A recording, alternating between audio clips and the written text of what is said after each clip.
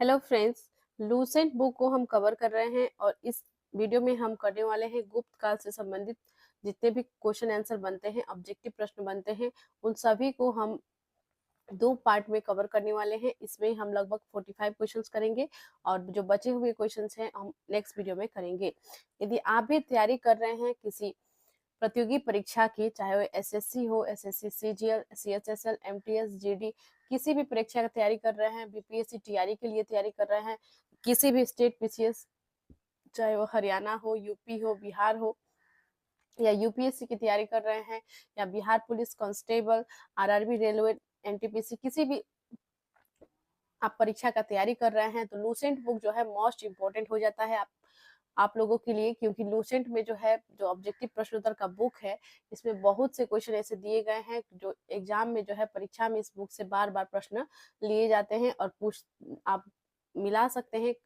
किसी भी एग्जाम का आप प्रीवियस ईयर क्वेश्चन देखकर मिला सकते हैं कि कितने प्रश्न जो है लूसेंट बुक से पूछे गए हैं, और इसी में जो है अंकित भी रहता है कि कितने जो है किस एग्जाम में जो है कि कौन सा प्रश्न आया है, ये भी अंकित किया हुआ रहता है। तो ये और आपके लिए फायदेमंद हो जाता है, जिस आप एग्जाम का तैयारी करते हैं उसी का प्रश्न जो है आपको इसमें मिल जाती है as a practice set, practice के लिए। ठीक है, तो चैनल को जरूर सब्सक्राइब कर लीजिए, आपसे रिक्वेस्ट है, और वीडियो को लाइक एंड शेयर करिए। और हम जो है अभी हिस्ट्री का कर रहे हैं और इसके पश्चात एंसेंट हिस्ट्री जो है अब लगभग खत्म होने वाली है। एंसेंट हिस्ट्री के पश्चात हम मेडिवल हिस्ट्री करेंगे, उसके पश्चात जो है मॉडर्न हिस्ट्री के ऑब्जेक्टिव क्वेश्चन जितने भी है उन सभी को कर लेंगे। फिर और भी सब्जेक्ट का आगे हम करेंगे। इसी तरह छोटे छोटे वीडियोज में जो है हम कवर कर रहे हैं, और बहुत ही छोटे छोटे वीडियोज में जो है आपके बहुत सारे प्रश्न हम करा दे रहे हैं रिविजन के लिए। ठीक है, तो शुरू करते हैं वीडियो को। इससे पहले अभी तक अपने चैनल को सब्सक्राइब नहीं किया तो चैनल को सब्सक्राइब कर ले। तो प्रश्न है, गुप्त काल का है ये प्रश्न। ओके, शुरू करते हैं। हमारा प्रश्न है, गुप्त वंश का संस्थापक कौन था?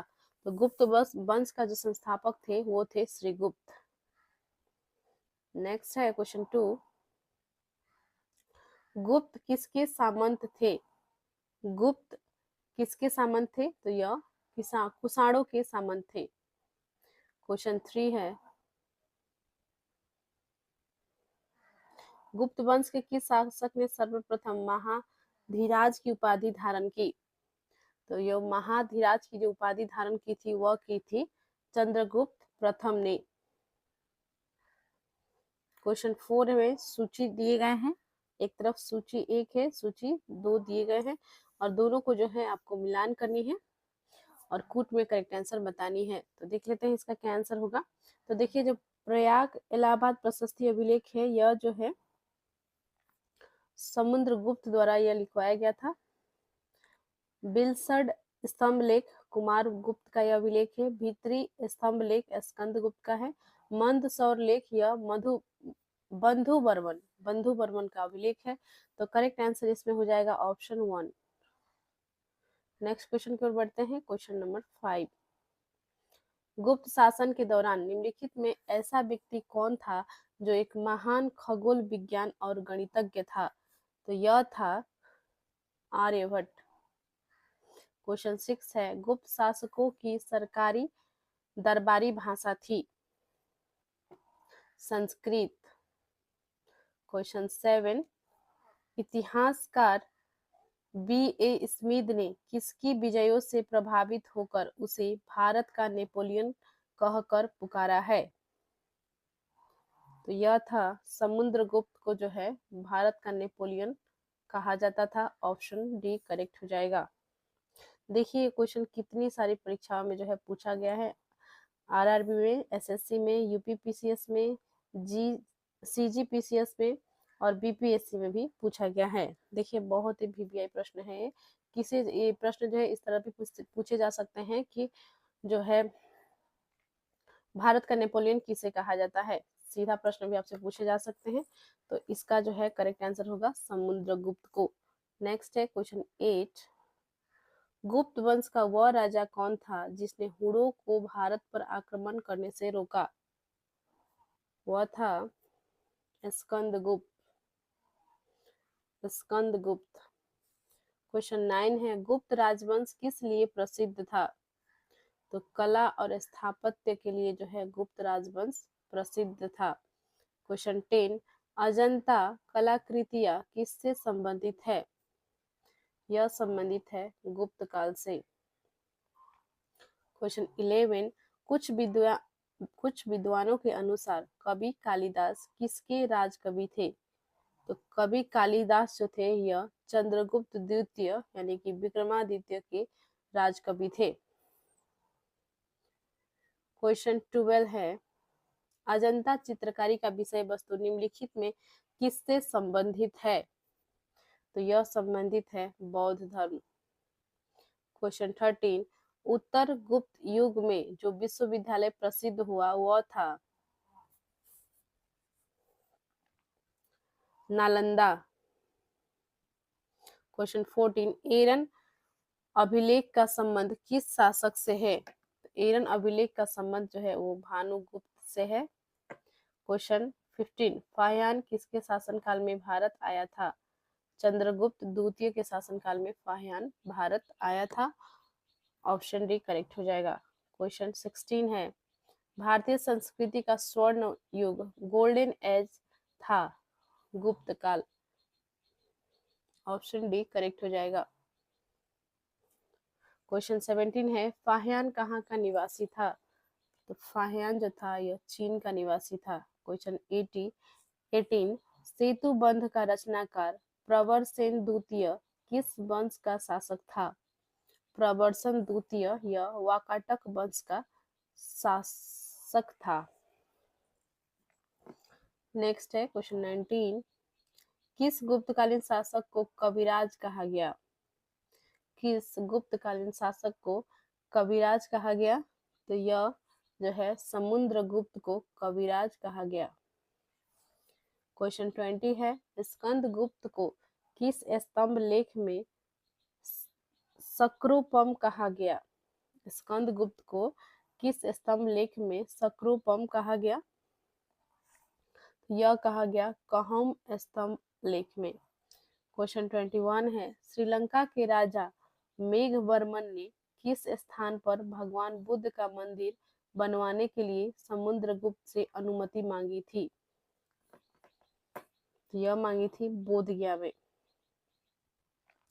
श्रीलंका के जो राजा थे मेघवर्मन ने, इन्होंने जो है भगवान बुद्ध का मंदिर बनवाने के लिए समुद्रगुप्त से अनुमति मांगी थी। तो कहाँ बनवाने के लिए अनुमति मांगी थी? तो यह जो है बोधगया में वो मंदिर को बनाना चाहते थे, बौद्ध मंदिर बनाना चाहते थे। ऑप्शन बी करेक्ट है। क्वेश्चन 22 है, मंदिर निर्माण कला का जन्म सर्वप्रथम कब हुआ? मंदिर निर्माण कला का जन्म सर्वप्रथम कब हुआ? तो यह हुआ गुप्त काल में। क्वेश्चन 23 है, चंद्रगुप्त द्वितीय ने विक्रमादित्य की उपाधि कब धारण की? तो यह धारण की थी उन्होंने शकों के उन्मूलन करने के बाद। शकों के उन्मूलन करने के बाद।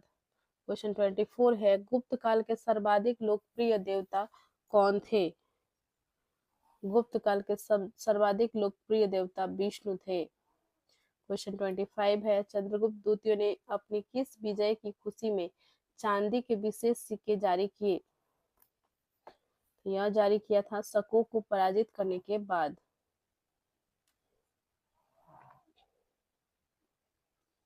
क्वेश्चन 26 है, मेहरौली दिल्ली स्थित लौह स्तंभ का निर्माण किस सदी में हुआ? तो यह जो हुआ था चतुर्थ सदी में। ऑप्शन ए करेक्ट है। क्वेश्चन 27 है, फाहियान और हेनसंग ने डैश के राज्यों को देखा? तो देखिए किस किस के राज्यों को देखा, क्योंकि ये जो है किसके शासनकाल में आए थे, उन्हीं से आप जो है इसका आंसर मिला सकते हैं। ठीक है, तो यहाँ पे करेक्ट आंसर जो होगा वो होगा ऑप्शन डी, क्योंकि फाहियान जो है चंद्रगुप्त द्वितीय के दरबार में आए थे और हेनसंग जो थे ये हर्षवर्धन के दरबार में आए थे, इसलिए इन्होंने इन दोनों को राज्यों को देखा था। करेक्ट आंसर हो जाएगा ऑप्शन डी। नेक्स्ट है क्वेश्चन 28, धन्वंतरी थे? तो देखिए धन्वंतरी कौन थे? धन्वंतरी जो थे वो थे चंद्रगुप्त विक्रमादित्य के राज दरबार के नवरत्न में से एक, जो कि प्रसिद्ध चिकित्सक थे। ठीक है, नेक्स्ट देखते हैं क्वेश्चन नंबर 29। गुप्तकालीन शासन प्रणाली किस प्रकार की थी? गुप्तकालीन शासन प्रणाली किस प्रकार की थी? तो यह जो थी राजतंत्रात्मक थी। क्वेश्चन 30 है, फाहियान द्वारा रचित ग्रंथ फो कुओ की में निम्न में से किसका विवरण नहीं मिलता है? यह जो है बौद्ध धर्म के सिद्धांतों का इसमें वर्णन विवरण नहीं मिलता है। क्वेश्चन 31 है, गुप्त स्थापत्य कला का सर्वोत्कृष्ट मंदिर निम्न में से कौन है? देवगढ़ का दशावतार मंदिर। क्वेश्चन 32 है, अजंता की गुफाओं में किन गुफाओं का निर्माण गुप्त काल में हुआ? अजंता की गुफाओं में किन गुफाओं का निर्माण गुप्त काल में हुआ? तो यह हुआ था 16, 17 एवं 19। क्वेश्चन 33 पे आते हैं, अमरकोश के लेखक अमर सिंह किस शासक के दरबार से जुड़े थे? तो यह जुड़े थे चंद्रगुप्त द्वितीय के दरबार से। क्वेश्चन 34, गुप्त संवत 319 ईस्वी पूर्व से 320 को प्रारंभ करने का श्रेय किसे दिया जाता है? तो गुप्त संवत जो है किसने प्रारंभ किया था? तो यह प्रारंभ किया था चंद्रगुप्त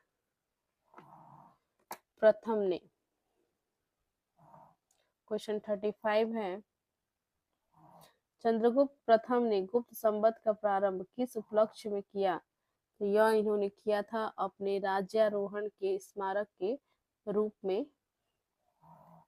अपने राज्यारोहण के स्मारक के रूप में। क्वेश्चन 36 है, प्रयाग प्रशस्ति अभिलेख का लेखक हरिसेन किस शासक का दरबारी कवि था? यह था समुद्रगुप्त। क्वेश्चन 37, गुप्त काल को प्राचीन भारत का क्लासिक युग क्यों कहा जाता है? कला व साहित्य के क्षेत्र में अपने चरमोत्कर्ष पर पहुंचने के कारण इसे जो है क्लासिक युग कहा जाता है। ऑप्शन बी करेक्ट हो जाएगा। नेक्स्ट है, अभी तक आपने चैनल को नहीं सब्सक्राइब किया है तो चैनल को सब्सक्राइब जरूर कर लीजिए। हम जो है जितने भी इस बुक में क्वेश्चन आंसर हैं सभी सब्जेक्ट का कवर कर रहे हैं बारी बारी से, और प्लेलिस्ट में जो है Lucent for all exam playlist इस चैनल पर अवेलेबल कर दिया गया है, जिसमें बहुत सारे वीडियोज अपलोड हो चुके हैं। उन वीडियोज को भी देखना ना भूलें और चैनल को सब्सक्राइब करके बेल आइकन को जरूर प्रेस कर लीजिए ताकि जैसे ही वीडियो अपलोड हो आपको नोटिफिकेशन मिल जाए। बढ़ते हैं आगे। क्वेश्चन 38 है, सारनाथ के धमेक स्तूप का निर्माण किस काल में हुआ? तो सारनाथ के धमेक स्तूप का निर्माण हुआ था गुप्त काल में। क्वेश्चन 39 है, गुप्त काल की सोने की मुद्रा को कहा जाता था? दिनार। क्वेश्चन 40, कुमार संभव महाकाव्य किस कवि ने लिखा? यह लिखा था कालिदास। क्वेश्चन 41, नालंदा विश्वविद्यालय की स्थापना का युग है? तो यह जो है गुप्त युग। क्वेश्चन 42, गुप्त युग में भू राजस्व की दर थी?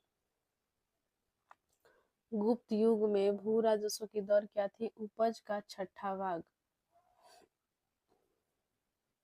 नगरों का क्रमिक पतन किस काल की एक महत्वपूर्ण विशेषता थी? गुप्त काल। किस वंश के शासकों ने मंदिरों एवं ब्राह्मणों को सबसे अधिक ग्राम अनुदान में दिया था? किस वंश के शासकों ने मंदिरों एवं ब्राह्मणों को सबसे अधिक ग्राम अनुदान में दिया था? तो यह दिया था गुप्त वंश ने। क्वेश्चन 45 है, दिल्ली के मेहरौली के कुवत उल इस्लाम मस्जिद के प्रांगण में स्थित प्रसिद्ध लौह स्तंभ किसकी स्मृति में है? तो यह है चंद्र की स्मृति में। देखिए इस वीडियो में 45 क्वेश्चन ही करेंगे, जितने भी बचे हुए क्वेश्चन हैं हम अगले वीडियो में करेंगे, क्योंकि वीडियो बहुत ही लंबी हो जाएगी यदि इसी वीडियो में हम करते हैं तो अगले वीडियो में हम करेंगे जितने भी प्रश्न बच गए हैं इस चैप्टर के गुप्त काल के। और जो वीडियो इससे पहले अपलोड हो चुके हैं उन्हें आप देखना ना भूलें, जाकर प्लेलिस्ट में जरूर देख लें। चैनल को सब्सक्राइब करिए, वीडियो को लाइक एंड शेयर करिए। बहुत बहुत धन्यवाद, मिलते हैं नेक्स्ट वीडियो में।